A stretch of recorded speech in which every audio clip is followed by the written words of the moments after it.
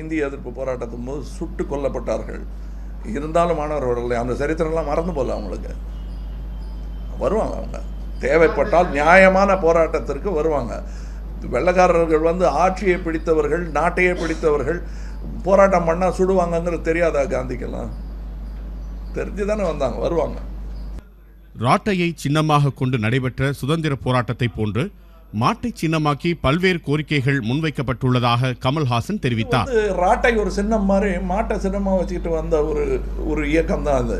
அது ராட்டைங்கிறது என்ன, நம்ம பஞ்சு நூக்கிறதுக்கு அனுமதி வேணும்னு வெள்ளைக்காரன்ட்ட கேட்கறதுக்காக வந்த மூமெண்ட் இல்லை.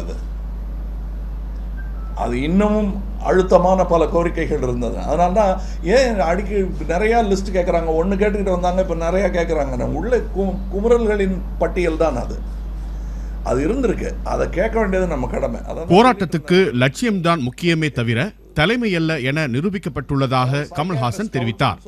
தலைமை யாரும் தலைவனாக இருக்க வேண்டியதில்லை. ஒன்றுபட்ட குரல், ஒன்றுபட்ட கோரிக்கைகள் இருக்க வேண்டும் என்னும் பாடத்தை இந்த போராட்டத்தின் மூலம் அவர்கள் புரிந்து கொண்டிருப்பார்கள். போராட்டத்தில் ஈடுபட்டுள்ளவர்களை சமூக விரோதிகள் என முத்திரை குத்த வேண்டாம் என அவர் கேட்டுக்கொண்டார். அவங்களுக்கு ஒன்றும் சொல்ல வேண்டாங்க, அவங்களுக்கு தெரியும். ஏன்னா அவங்க வந்து இவ்வளவுதான் அமைதியை காத்திருக்காங்க. இத்தனை விஷயத்துக்கு அப்புறமும் நின்று பண்றாங்க. அவங்கள வந்து தயவு செய்து ஆன்டி சோஷியல்னு ஒதுக்கிடாதீங்க. மாணவர்களில் தீய சக்திகள் இருப்பதாக கூறப்படுவதைப் போல காவல்துறையிலும் தீய சக்திகள் இருக்க வாய்ப்பிருப்பதாகவும் கமல்ஹாசன் கூறினார்.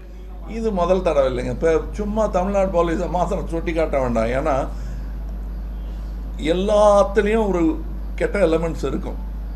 எப்படி அவங்க மாணவர் கூட்டத்தில் கெட்ட எலமெண்ட்ஸ் சேர்ந்துருச்சுன்னு சொல்கிறாங்களோ அது மாதிரி போலீஸ்காரங்களையும் சேர்ந்துருக்கலாம். அவங்க எல்லாரையும் உத்தமர்களாக வச்சு கட்டி காக்க முடியாது. எல்லா துறையிலையும் ஒரு பேட் எலமெண்ட்ஸ் இருக்கும். அப்படி இருக்கும். இது மிக மிக மிக மைனாரிட்டி பேட் எலமெண்ட்ஸ் என்று நம்புவோமாக. அடக்குமுறைகள் மாணவர்களிடம் பின்னடைவை ஏற்படுத்தாது என்றும் அவர்கள் தொடர்ந்து போராட்டங்களுக்கு வருவார்கள் என்றும் அவர் கூறினார்.